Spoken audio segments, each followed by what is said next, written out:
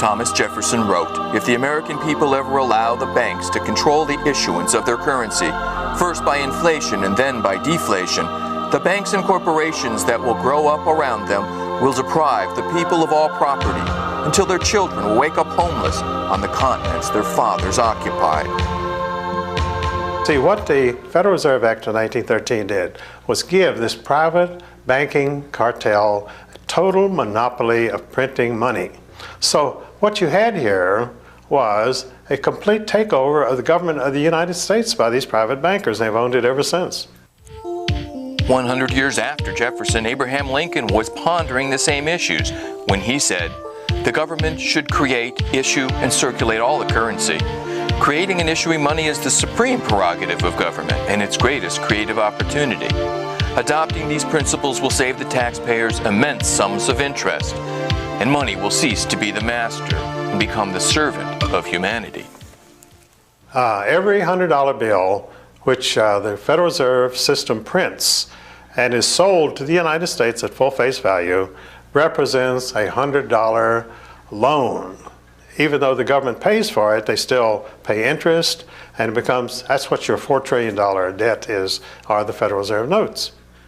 What do the fears expressed by Jefferson and Lincoln have to do with today's murmurings about something called the New World Order?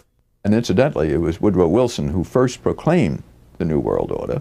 It was the creation of the Federal Reserve that put the cap on this whole revolution, because that's what it was. It was a revolution that overthrew the traditional American system, the traditional government of the United States. There is a controversy raging everywhere in America today. Everywhere, that is, except in our major media. A controversy that goes to the very heart of who we are. Are we citizens of the greatest democracy on the face of the earth? Are we captains of our own fate? Or are we merely pawns in the geopolitical strategies of shadowy international financiers? Financiers that may even control our own Federal Reserve. Do groups like the Bilderbergers, the Council on Foreign Relations, the Trilateral Commission, and the Federal Reserve control what happens here in America? Tonight we're going to see some evidence that they might. Tonight we're going to see some evidence that there may just be masters of the universe. Tonight we will visit the scene of a crime so perfect that for almost 30 years no one knew that it had even taken place. The secret birth of a criminal conspiracy to rob not just one, but each and every bank vault in America, all at the same time.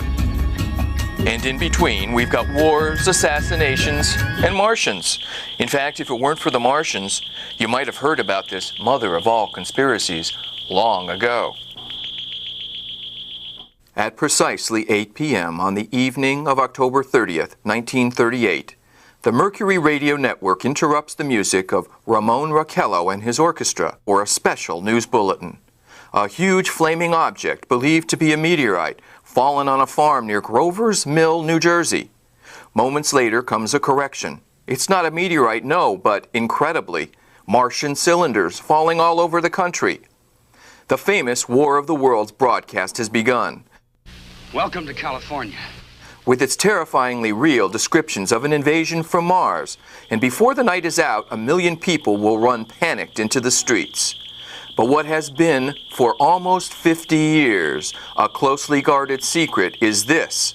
Orson Welles' broadcast was no mere show business stunt. It was an experiment in fear, a psychological warfare test conducted for the Rockefeller Foundation. And when the results were published 2 years later, they were available to only a few well-chosen people. An elite whose very existence is denied in our mainstream media, who, safely hidden behind the curtain of history, may be pulling the strings of our government, our press, and even our Federal Reserve, may indeed be the masters of the universe. Since when you wave the white flag, you want to be friends? Hey there! Open up! Come on out! We're friends! Yeah?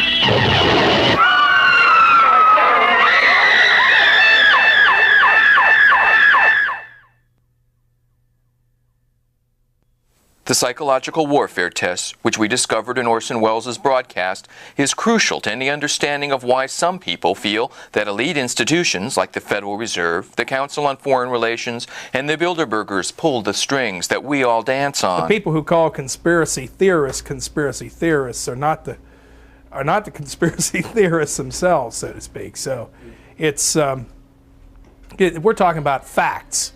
We're talking about facts here. The Bilderberg Group does exist. The Federal Reserve does exist. The people who are members of the Bilderberg Group are also the people who do control the Federal Reserve. These are all facts. If a group can effectively control national governments, multinational corporations, and even our perceptions, they control the world. But the real founder, I believe, of the Bilderbergers was another man that I met through Jack Hines, C.D. Jackson. And C.D. Jackson was the then publisher of Life magazine. He had been publisher of Fortune some years before. And in between, he, for 4 or 5 years, was the equivalent of being the head of the National Security Council in the White House under Eisenhower. He was the chief of psychological warfare. It all began here. This is Jekyll Island, just off the coast of Georgia, where the immensely rich industrialist J.P. Morgan established the hotel behind us. Here is where representatives of the great banking houses of the world, Rothschild, Rockefeller, Kuhn Loeb, and House of Morgan, met in secret to establish the Federal Reserve. The Jekyll Island story is one of the great untold stories of the 20th century. And it was these bankers who got together, left Hoboken in a sealed train with the shades pulled down, and the reporters were going crazy. They knew this was big. These were 5 of the biggest bankers in the world getting on this sealed train. The reporters wanted to know what the hell was going on. They wouldn't talk to them.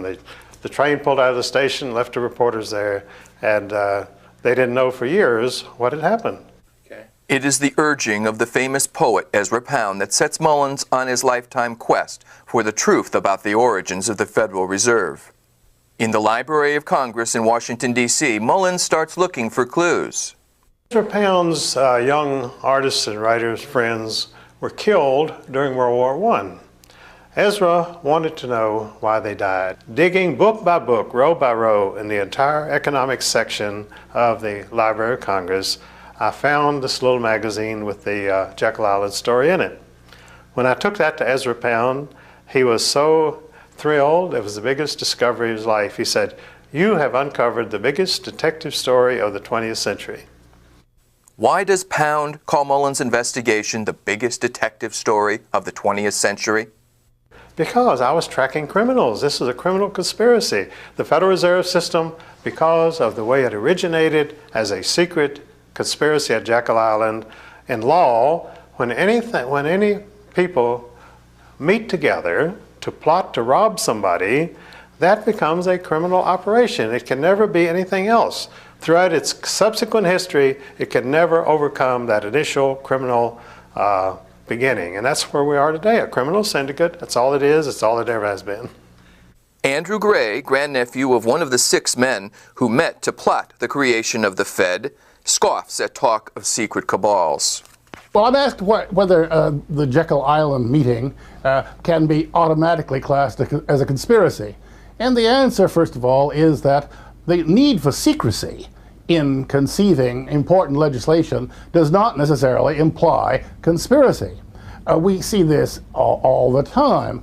A very important legislation of any kind, particularly that which has to do with changing the financial structure of the country, cannot be drafted in public forum by a large roomful of free debaters. The placid waters lapping these shores give no hint of the churning turmoil which events on this island caused throughout this entire century. Back in 1910, when the membership of the Jekyll Island Club represented fully 1/6 of the wealth of the entire world, the privileged sunbathers who came here were so secretive about this place that they used code when talking about it, even to friends. "We're going to Jamaica," they would say, and those in the know knew this meant they were coming to Jekyll Island.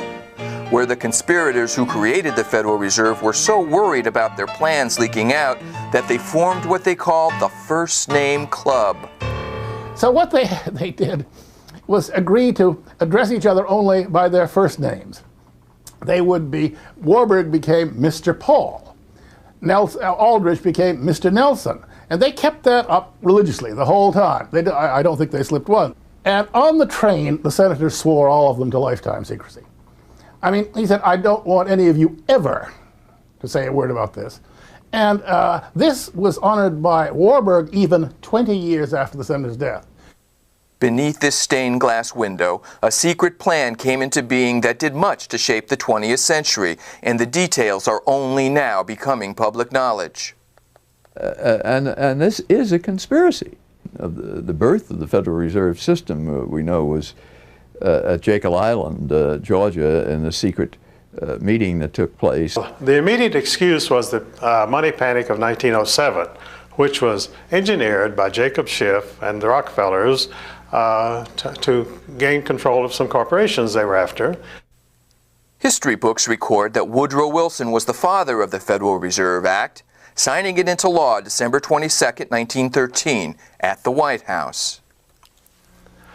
All of the history books mention that Woodrow Wilson was the father of the Federal Reserve Act for a very simple reason. He was president at that time. He signed it into law on December 22, 1913, at the White House, and he was elected for that purpose. Now, the reason he was elected was we had, in 1912, a very popular president, a Republican named William Howard Taft. So, Woodrow Wilson did not have much charisma. He was an educator, he had no popular appeal, hardly known outside of New Jersey. The bankers needed Woodrow Wilson to sign this act into law. He did not have much charisma. He had not a chance against William Howard Taft. The country was prosperous. Who cared about Woodrow Wilson? So they drug Theodore Roosevelt out of obscure retirement, and Roosevelt formed the Bull Moose Party and split the Republican Party and elected Woodrow Wilson. It was the creation of the Federal Reserve that put the cap on this whole revolution, because that's what it was. It was a revolution that overthrew the traditional American system, the traditional government of the United States, because whoever controls the purse strings of a country controls the country. Years later, Wilson was to write that he had been deceived into signing the Fed into law, murmuring just before he died, "I have betrayed my country." The establishment of the Federal Reserve System was always a conspiracy. The conspirators never told the public what they wanted. They said, we're going to give you banking reform. We'll give the farmers credit. There will be no more bank failures in the United States. Well, you know what a laugh that was after 1929. Indeed, the Federal Reserve actually caused the Great Depression, according to no less an authority than Nobel Prize-winning economist Milton Friedman, by deliberately reducing the amount of money in circulation. Less money, less work, less food, more misery. And prominent Congressman Louis McFadden agreed, saying it was a carefully contrived occurrence of the international bankers sought to bring about a condition of despair so that they might emerge as rulers of us all. And Franklin Roosevelt's own son-in-law called the Depression the deliberate shearing of the public by the world money power, triggered by the planned sudden shortage of call money in the New York markets. Insider Joseph Kennedy's wealth grew, for example, from $4 million in '29 to over $100 million just 4 short years later. But then, as now, America's press failed to tell us what was happening. These scenes of unrest in America have never been seen before. Cameramen could shoot them, but the newsreels wouldn't play them. You see, controlling the news started early in America. As early as 1931, one Hollywood studio had decided not to use footage of strikes or unrest or anything controversial. But the lighter side of the news got, then as now, lots of play. This is the World's Championship Sneezing Contest. The use of sneezing powder, snuff, feathers or ticklers to produce artificial sneezing will be prohibitive. Populists from William Jennings Bryan to Father Charles Coughlin weren't afraid to speak the truth. May I remind our President with all due respect that not one of these soldiers cast a ballot on that fateful Good Friday night in the spring of 1917 to force a peace-loving nation like ours to take up arms for the profiteers and the exploiters of mankind.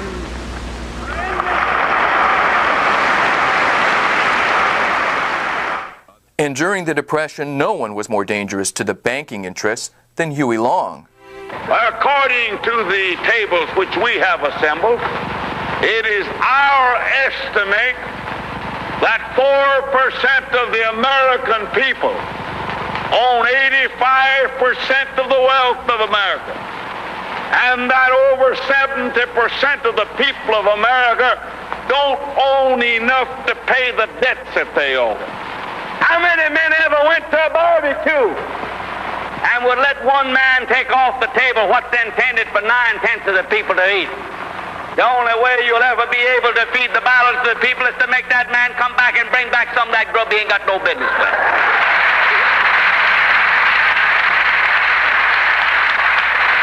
Now, how are you going to feed the balance of the people?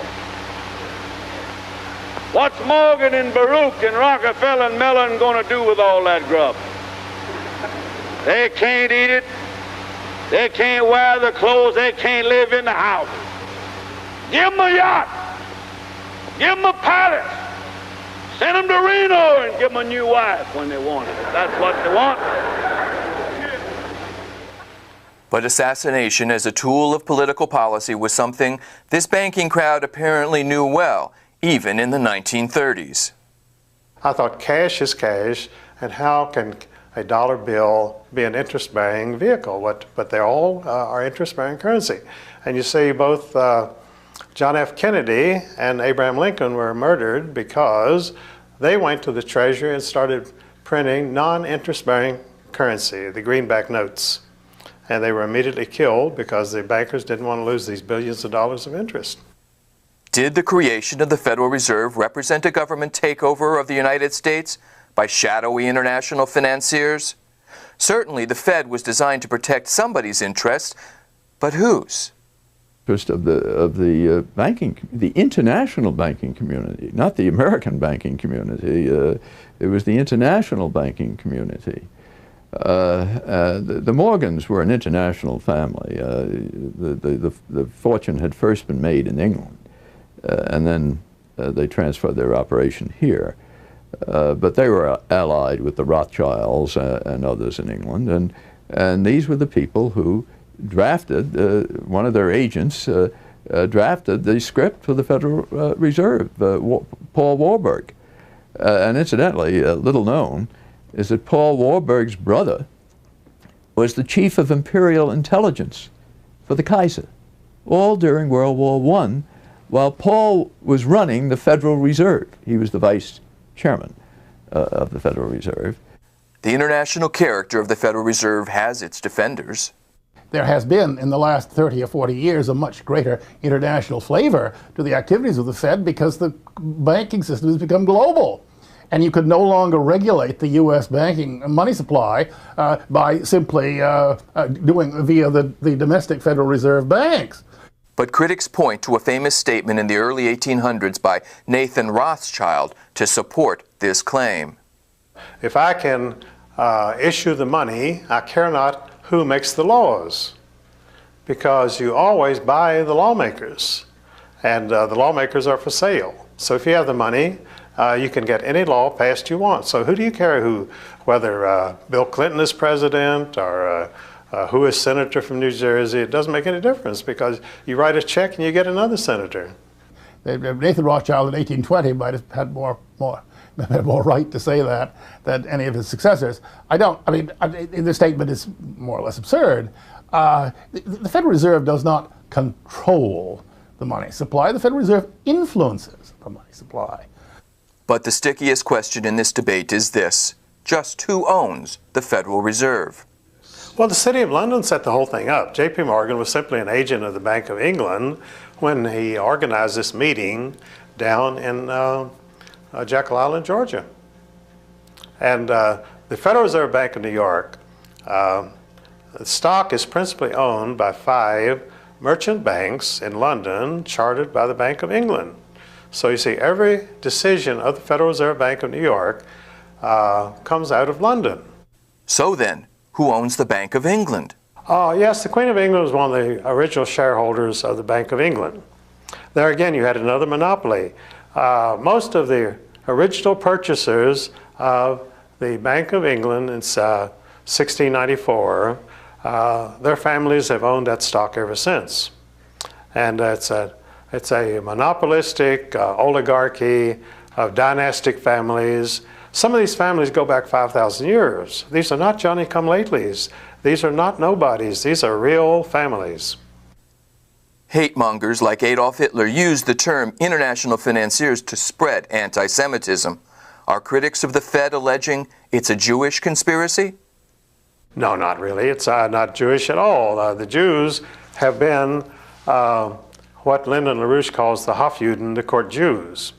And the aristocracy of Europe always had their court Jews who would help them handle their money, tell them where to put it to make money and that sort of thing. And so they always had their Hofjuden. And so the Jews have been very visible in all this. And of course the Rothschilds themselves are Jewish. But the Rothschilds have very little in common with ordinary Jewish families anywhere in the world. But the hideous allegation made against the shadowy figures who run America's Federal Reserve is that they have been responsible for the 2 biggest tragedies of the 20th century. The Federal Reserve is the biggest story of our time because the Federal Reserve bankers set up both world wars. See, they had been trying to have a war in Europe since 1885, but the central banks of Europe had already bankrupted all the nations of Europe. They had no money. The only money was here in the United States. In order to get that money, they had to put a central bank over on the American people. There is no question that war is a profit-making business. After World War I, Senator Gerald Nye held very famous hearings here in Washington where he dragged in some of the biggest bankers and industrialists and put them on the spot and just examined profits that were made by some of these major interests here in the United States alone. And I mean, everybody has the image of the arms dealer. Well, yes, arms dealers do profit from war. So do the banks that lend money, the international banking houses that lend money to various governments so they can finance their war efforts. Yes, war is a profit-making business. Anybody who says otherwise is a liar or a fool. They were able to manipulate us into World War I. And as a matter of fact, the war stretched out for at least another 2 years beyond what it would have gone. It certainly was the case, and in fact I have a book on it here which documents it very carefully, based upon Senate and House committee hearings that took place in the aftermath of World War I. And so there's no question that they did this. They did this knowingly, with malice aforethought, to strengthen their own profits and to build their own institutions, their own banking institutions. Well, many people believe that wars, and I'm really among them, I have to say, many people believe that that virtually all of the wars of this century, the major wars, the not so major wars, have been caused for a purpose, that they have been caused for reasons to benefit small financial groups, such as in particular those that move in the sphere of influence of the Bilderberg and the Trilateral Commission. And that while we were told that we were fighting to stop communism in Vietnam, well, we fought for how many years in Vietnam and nothing happened there. But there are a lot of scholars who've looked into Vietnam and they can find traces of oil and traces of gold and traces of drugs and all sorts of other commodities that have been traded behind the scenes by the people controlling that war. So just take a look at Vietnam alone, and there's much more to the story than has been told to the American people or to the poor beleaguered people of Vietnam. A conspiracy so powerful that it was able to cause 2 world wars must have a clubhouse somewhere, must hold regular meetings. And if you've never heard of the club called the Bilderbergers before, it's for only one reason: they haven't wanted you to know. The first meeting took place under the chairmanship of Prince Bernhard of the Netherlands at the Bilderberg Hotel in Oosterbeek, Holland. Ever since, the meetings have been called Bilderberg meetings. The newspaper The Spotlight in Washington, D.C. almost single-handedly began a relentless yearly assault on the secrecy shrouding these meetings, which no other media outlet had even bothered or maybe been allowed to cover. What really fascinates me is the complete blackout in the American press. For more than 20 years, I've gone down to the press club every day. I check the wires and so forth in their library, mingled with other paper boys, and I asked them the question many times: why, when if 120 film stars or 120 NFL football players met behind locked and guarded doors at a remote location for 3 days, you'd try very hard to penetrate and find out what those movie stars or football players are doing?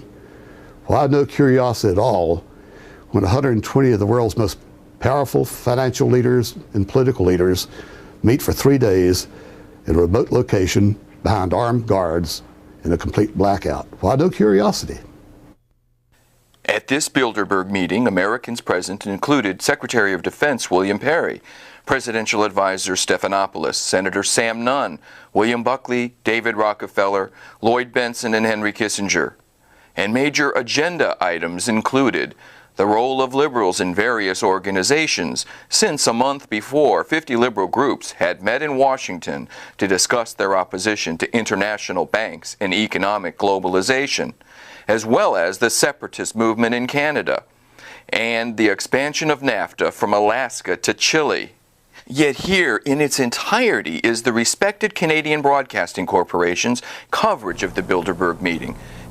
It used to be a luxury resort where people came to forget their troubles. This weekend, international heads of state and business are here trying to solve the world's troubles, and police are ready for any intruders causing trouble. There is actually quite a bit of security, but it's discreet.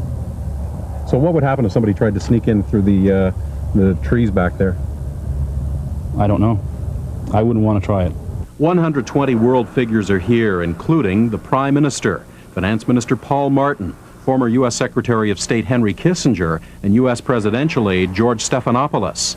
Newspaper magnate Conrad Black is hosting something mysterious called the Bilderberg Conference. The meetings here are very private. There are no resolutions, no votes, nor policy papers, and definitely no interviews for reporters.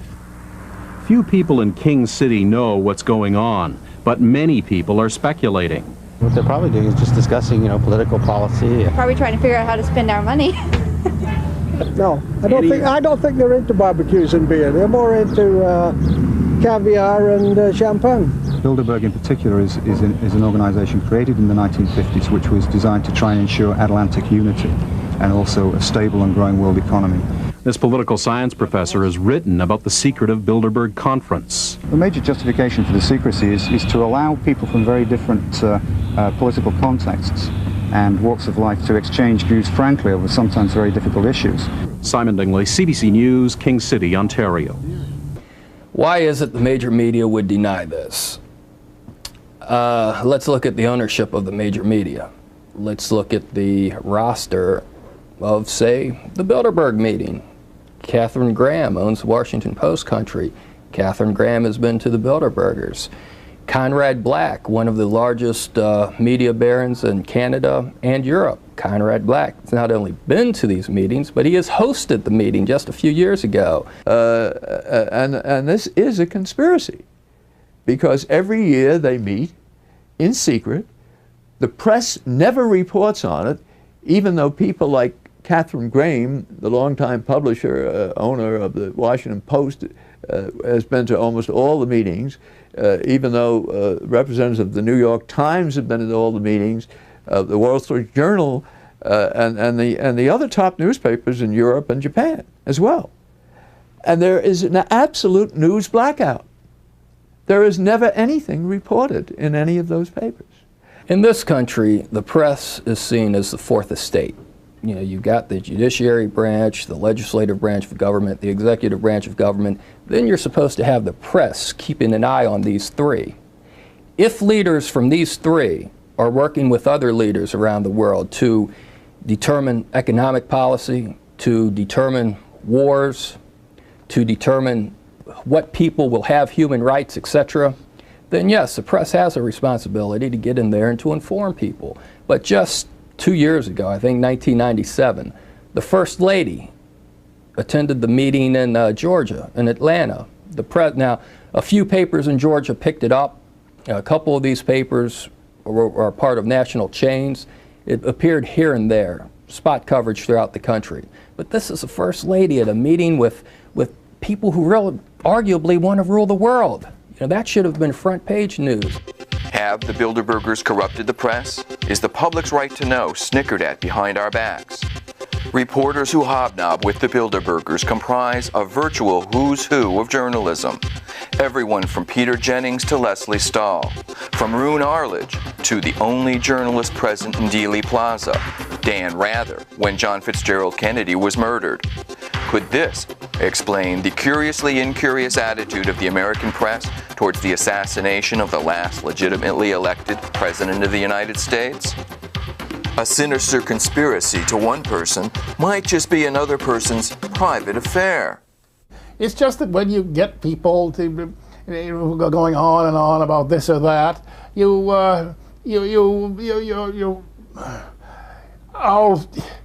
it just isn't what a club is supposed to be. The Bilderberg is a clubby atmosphere. That's what it is, really. It's a clubby affair. By invitation only, that kind of thing. It's an elitist institution. Sure. Well, of course it is. Of course it is.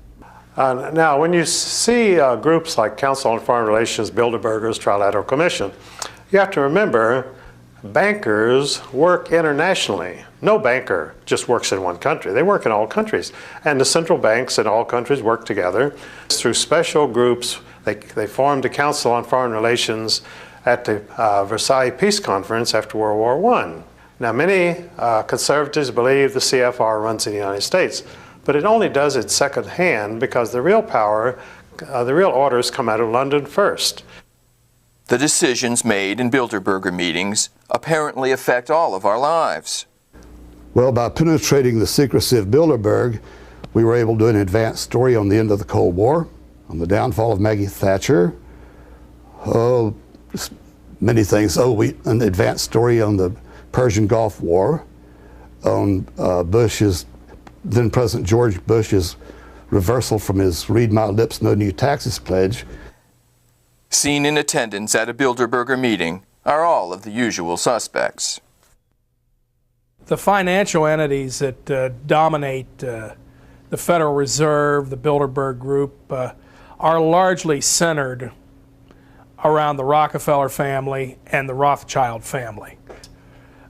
Names such as Chase Manhattan, Citibank, First National Bank of Chicago, I believe, all these groups that move in the Rockefeller sphere of influence and the Rothschild sphere of influence are the glue that hold the Bilderberg elite together.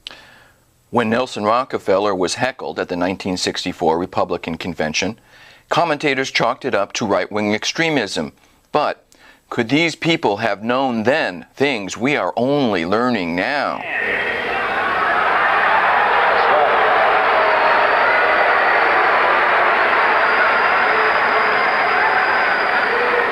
Their tactics have ranged from cancellation by coercion of a speaking engagement before a college to outright threats of personal violence.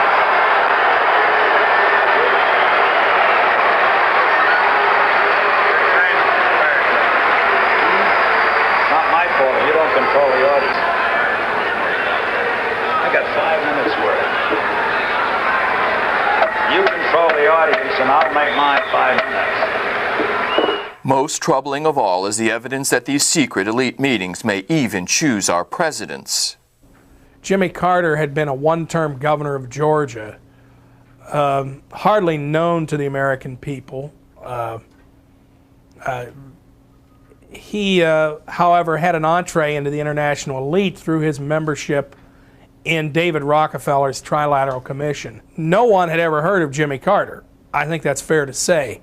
Yet, within the next several years, as he announced his presidential campaign, started moving towards a Democratic presidential nomination, he started getting a lot of favorable media coverage, particularly from media connected to the Rockefeller sphere of influence. Carter was painted as a populist, a man of the people, when in fact he was moving in the highest circles of the international elite.